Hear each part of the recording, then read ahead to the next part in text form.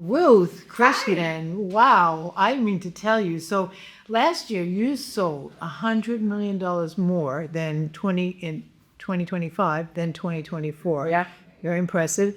And this year, in 2025, you closed over 200 million.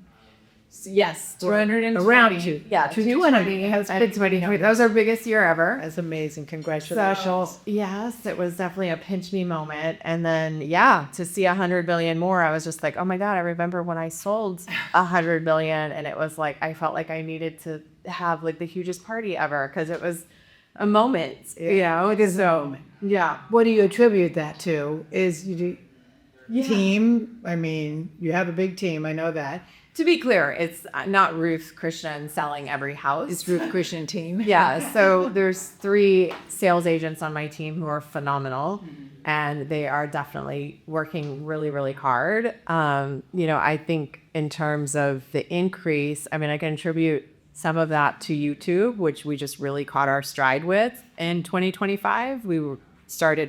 I started taking it very, very seriously a couple years ago, and just really it was like starting another business. Yeah, your channel's great. I've been watching some of your videos. Thank you. Very good. Thank you. Yeah. So, we closed 30 million from YouTube last year. It's 13 or 14 deals. And so that actually, that made a big difference. I mean, 30 million additional business is a lot. Well, I want to talk more about that. I want to get into that in a bit, and we'll come back to that because that's interesting to me, but I know it's really interesting to young realtors who are starting out. Yeah. Especially young techies. But before I do, I want to just say,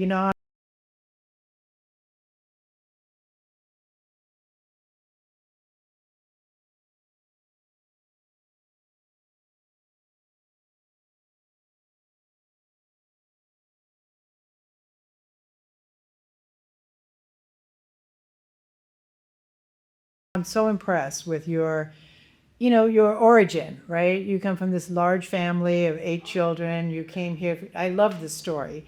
You came here to San Francisco with no friends, no money, no experience. And look at you today. I mean, it's just amazing, just your little tenacious spirit. So tell me, what do you think drives you like that make you such a success from zero? I love that story.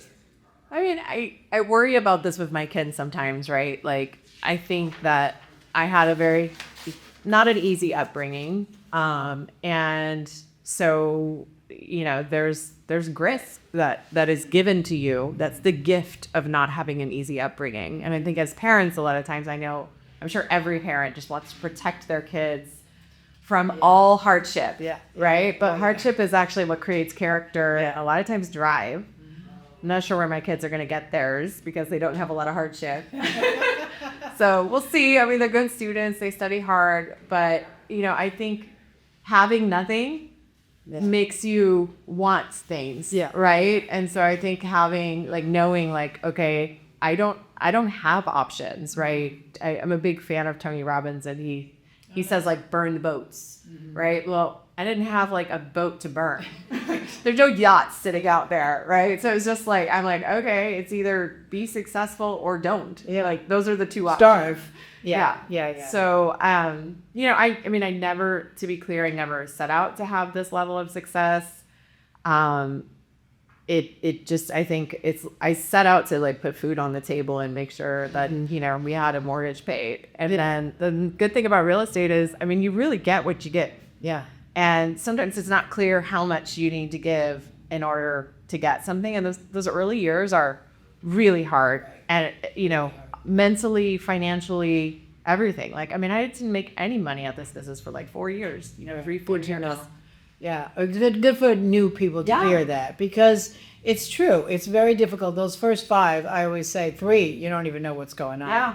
And then by 5, you're starting to okay, I think I get it now, and then start making money. When did you think you hit a stride that was comfortable, that you were at least surviving, not rich yet, but surviving?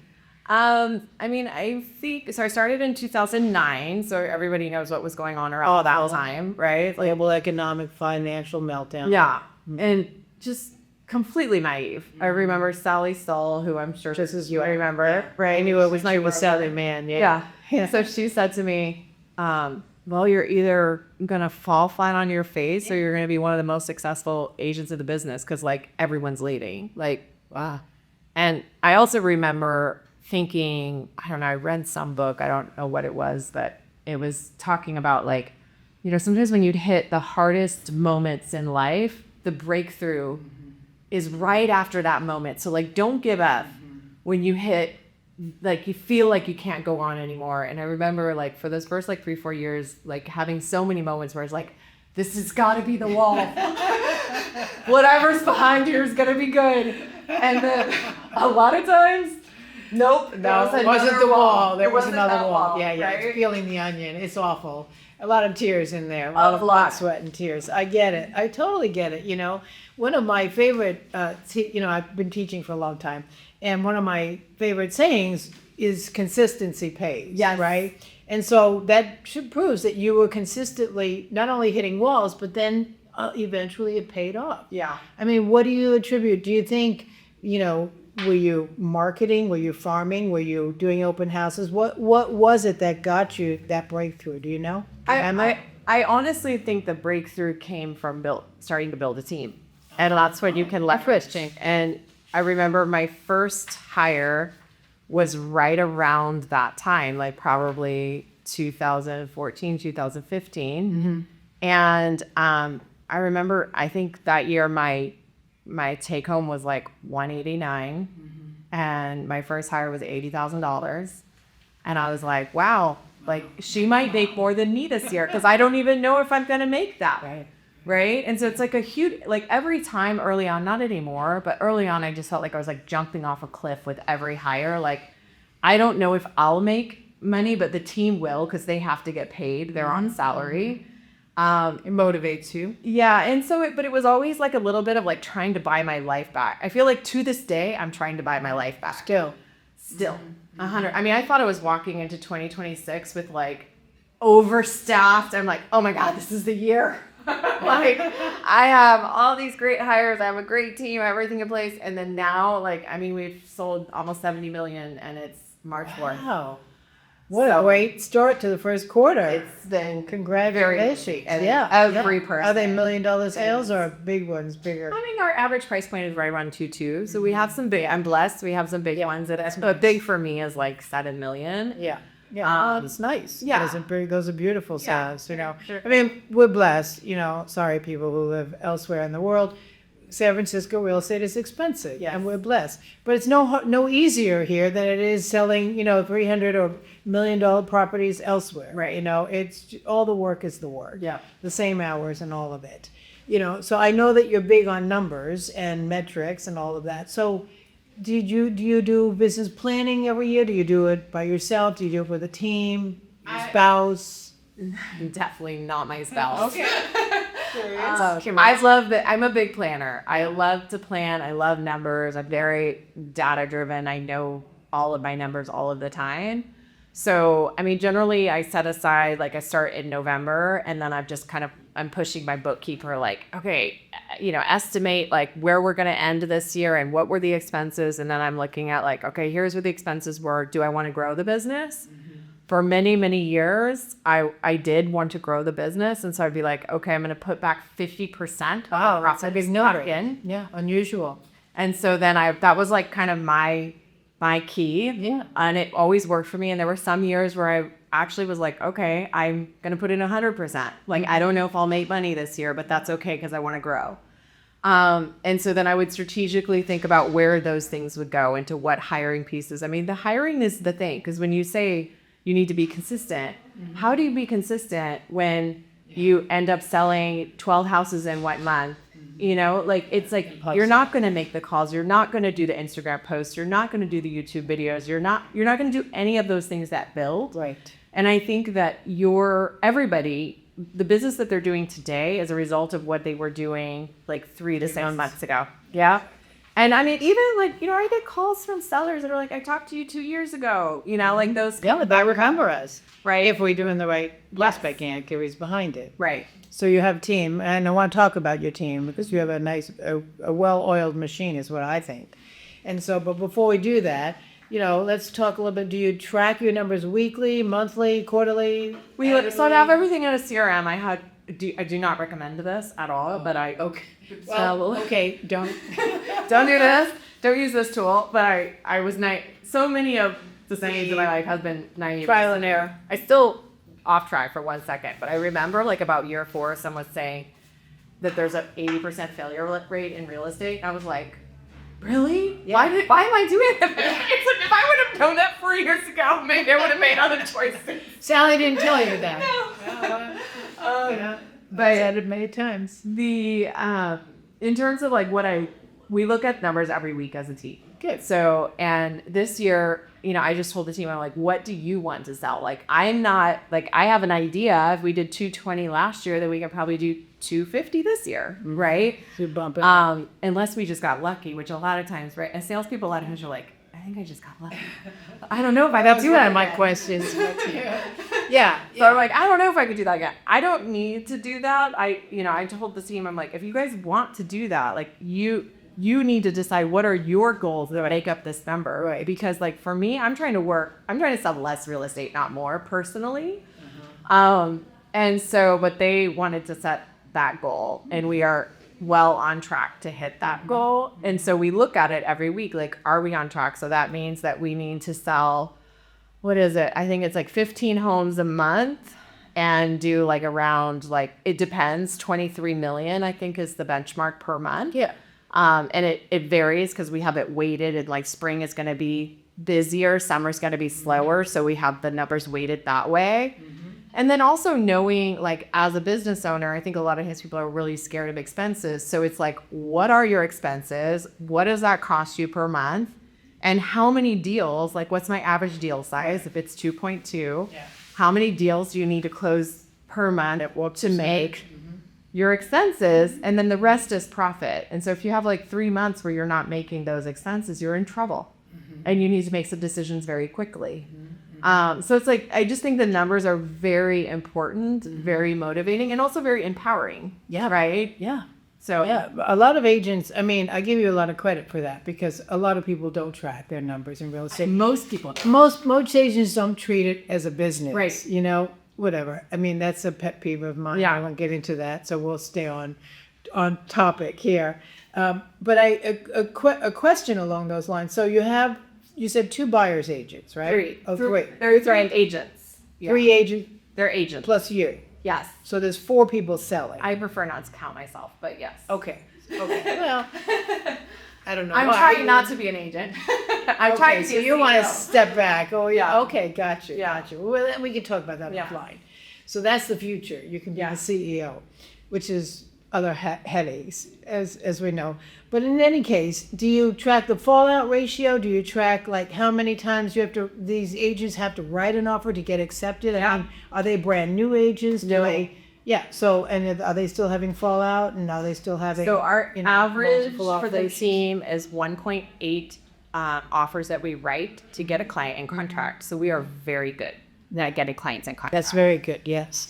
One of the thing is, like, you cannot be an agent on my team unless you've worked in ops for 2 years plus. But the average in ops on my team is like over 3 years before you're an agent. So I'm not like, So you're growing them. I'm growing them, I'm training them, and like when you come to the Krishnan team, there is a process. It is followed 100% of the time. Like when you go to McDonald's, somebody's not like, oh, I think I just get a little creative on this Big Mac today. I like it better this way. It's like, no, I have this down to a science. This is the way we're going to do it. And so, and I've had great agents contact me and be like, oh, can I join your team? Like, no. Yeah. Like, because of course they don't want to be, I mean, even people's no experience a lot of times, they tell them like, oh, I'm going to pay you really good money to work for me. They're like, no, I just want to sell. I'm like, all right, good luck. Yeah. But when the agents step out, like they're doing $40-50 million years their first year Well, that's impressive. because they are trained. Yeah, yeah. And they are experienced. Like they've already done been involved directly in 300-400 transactions. Wonderful. Before they're making their first sale, which means when I'm handing them over to a client, like I know this client is not getting a junior agent, like they're getting a pro. Yeah. So You have confidence that you don't have to do all the work. Right. Which a often I hear with people who have they're afraid of team members because they don't know that they have the confidence in them. Right. Yeah, and a lot of agents, they're not, well, anyway, I won't go there. So let's talk about boundaries. So you're setting good boundaries because you want to be not an agent so much already. And what do you do to take care of yourself? I think you travel. I think you get some time off and you set some good boundaries, right? What does that look like? So I think I try. It's a tough business. I do take good vacations. Yeah. But actually, I just took off ski week with my kids, which was a week and a half ago. And I was having lamenting. I'm like, God, maybe I shouldn't take vacation. Because like last week was like, 13, 14-hour days. Like because some of those meetings got stacked and waited for me. And then there were offers happening. And, it was a 7-day week. And then I'm like, God, this is like tiring. Like maybe I should have just worked all last week. But I do feel like I don't want to regret the time away from my kids. And so I think having that downtime is important. I think the best place to put boundaries is actually in your everyday life. And so that would be, and I am not pretending like I'm a huge expert in terms of like full boundaries. But one thing that I am really good at is turning down business. Oh. I just turned out a $8 million listing. Why? Because I was talking to the seller. Everybody wants to know why you would do that. Yeah, I know. People think I'm so crazy. Yeah, why? Well, I was talking to the seller, and he told me he's getting a divorce, and it's really ugly, and I would need to have a separate meeting with his wife, and they haven't spoken in 2 years, and there's going to be like, he wants to be really fast, but then they need to negotiate the furniture, and like she won't let him in, and there's all this. And so I said, at the end of the listing appointment, I said, what can I expect my relationship to be between you and your wife? What, walk me through, like, how's this going to be for me? And I told him, I said, the quality of my life is very important to me. And so, as I'm sure is the quality of yours. So just like, help me understand. And he's like, well, it's going to be rough. And I said, could I anticipate, and I don't want to put any ideas in your head, but this is a real story. Could I anticipate that one of you might decide after we're in contract and a buyer asks for something really reasonable, in order for you to sign off on it, that you want to renegotiate the custody schedule with your kids? Wow. Like I had to do that. I had to be I wanted to take a shower. Like it was disgusting. Yeah. And he was like, I don't want to lie to you. Oh, well, like he was going to hold it could happen. And so I just said, as hard as this is, I mean, it is hard to turn down a Wow, of course it is. Of course it is. But I just told him, I said, right now, the hours that I'm working and the mental load of like carrying all these clients, I mean, with just like preemptive offers and like dropping everything all the time to like service these buyers. And I was like, I feel like it would be a major disservice to my clients to take on what I feel like is a very high probability that your transaction is going to take over 80% of my mental bandwidth and my emotional bandwidth. And it may not sell because it may not ever sell. Yeah. Right? Or it may take a year. And he's like, and for $8 million, you do that in 1 month. It has to be sold. It's like, I mean, so that kind of thing. I think just like I hear agents over and over again saying like, oh, buyers are liars, or like, I have these clients and these clients are so difficult. And it's like, I think if you've been doing this longer than 5 years, like making a list after each, and I have gotten in situations where I'm like, I saw the red flag. This was my fault. I should have never worked with that client. But like, note to self, never again. So it's like, pay attention to what those things are in a conversation, and know when to say like, you know what, I really don't think I'm the right fit for this. Try you out. Yeah. Right? Yeah. And they can be all kinds of things. I mean, Simon and I had a meeting that it like such cool sellers, like loved them. It's so like a massive permitting things, like really, really bad that were almost like borderline make the property unsellable. It was just like, if you've ever had a red tagged property while you're in escrow, because I have, it's awful, right? So we just told them, unless you clean this up, we're not going to take you on as a client. Right. So those kinds of things. Can you help them clean it up? Is it something that you do? Well, I introduced them to a permit expediter. Like I didn't get them into that mess. I'm not getting them out of it. Right. but I introduced them to a great permit expediter. But and I said, if you clean this up, I will take on the listing. I have cleaned up things for clients before when I was like somehow That's on that list that you don't responsible. want to be, right. That goes on the list that I don't want to do that one again. Yeah. Well, it's interesting because experience teaches us everything, right? And you don't know until you're in those situations Yeah. that, I don't want to do this again. But, that's the greatest teacher. So, and then how do you keep your agents from falling into those traps? Do you discuss that? Like, you have weekly team meeting? You said We talk non-stop. Yeah. So there's 8 of you. Is that correct? Yes. Yeah. So we have a weekly meeting with the whole team, and then the agents and I have half-hour calls on Monday and Friday. But then we have a video chat that's going on 24/7. And it's just like, this is happening with this negotiation. What do you think? So it's a way for me. It's actually a way for me to coach them where I don't have to re-coach. It's also a way for them to coach each other because they're all very experienced. And they talk to each other. Yeah, it's good to have people bounce. Yeah. So sometimes I don't need to be the one weighing in. Often I don't need to be the one weighing in. And say video chat. What is that? It's this it's a app called Marco Polo. It's not a great app, but we love it. Yeah. And I use it with my family too. It's like, you can respond in your own time. Yeah. You make literally a video, Yeah. so they see your facial expressions Or you can turn off the video. I see. But it's just like, it enables you, like, I'll listen to it while I'm walking. I'll listen to it while I'm like cooking dinner or like, so it's like very, like I could just hear what's going on my time when I'm available. Yeah, nice. Very nice. And I think you mentioned earlier when we had a conversation, you're using AI a lot. A ton. Yeah, I'm curious, because I'm not in your realm any longer. But I'm curious what you're doing. How does it look? So I set a goal last summer that I wanted to shave off 50 hours for the team using AI. Wow. And I think we did it. Wow. Yeah. 50 hours every week? Per week. I was going to say, was it Per week. Wow, that's great. So we have, I'm fortunate. My husband he's an ex-Google guy and, has a lot in AI. So he'll be like, hey, how about this? How about this? And right now he's, kind of working on his own things, and some of his own needs are like, this is what your wife's company needs, and so he's actually built me some cool stuff. Fun. But even prior to him leaving Google, like this summer we like did a ton. So inside of whether you're using Gemini or ChatGPT, we use all of them. But like Gemini, I like for deeper thinking, and so you can set up like a gem where you can save the prompts. So for example, like I think a lot of brokers don't recommend doing this, but we do a full written disclosure review for every property that we write on.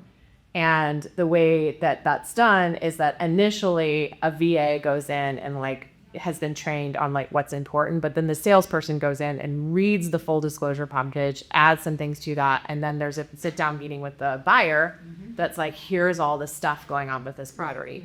So now the VA, that would have taken the VA like hours to do. A virtual assistant. Okay. We have 3 of those in the Philippines, to know. And now they can do it in about a half hour. And they summarize. It summarizes it. Yeah. Interesting. So that was a hard one to train because it's like it took. You trained it. Yes. Like 15. Very specific real estate, or disclosure packages. Yeah. What are the important highlights? What do you need to know? Yeah. Yeah. Well, that's so interesting. So it's shaved the time, you've noticed? Yeah. The time, 100%. Yeah. So I eat more than anything. I think people are worried, and this definitely could be happening in a lot of industries about like AI replacing people. What I've realized, it's allowed us to move a lot faster. Yeah. And so we're not replacing anybody. Right. Like we need all of the people, but because we can go so much faster when there's like preemptives happening or this or that, we're just doing more deals because we can go faster. Because before we'd be like, well, it's going to take us about a day or 2 to get that out. Now we're like able to get it out same day. Yeah. That's great. So that's been good. I think any task that's repeatable, something as simple as, we have an open house person that puts out our signs every weekend, and we would have a person pull up the map of the listing and decide like what intersections that would go on. Well, we trained AI to do that. So, it might only shave 10 minutes off that thing, but 10 minutes is 10 minutes. Well, 50 hours at the end of the week. Yeah. AI gets up. 10 seconds. Yeah. Right. It saved you money at all, do you think? I don't think it saved money because we haven't gotten rid of anyone and we won't. But it's made me money. How? I mean, because we've done more deals. Yeah. It adds up the time, so you add 50 more hours. That's a whole Right. week. That's amazing. Because you take a productive agent and it's like, if you maximize them to be keeping more productive, they're not going to just go on vacation. They're just going to sell more houses. Yeah, I guess. I mean, the ones on my team. Depends on their age. Depends on the agent. You know, when you're young, you want to go. I mean, and there's no reason not to, especially when the opportunity knocks. I mean, we could be in 2009 again. Yeah. You know, Yes. tomorrow. We don't know. So true. you have to make hay while the sun shines, right? And save some money while you're at it. Yes, You know, please. because that's the realtor's, you know, favorite line is, "Oh, please, one more good market." And I promise not to spend it all. Anyway, so tell me what the 8 people do. I'm curious how many people. That's a lot of people on a team. Well, there's 11 or 12 actually. Wow. In total. So 3 other agents other than me. And then, so my agents have a massive amount of support.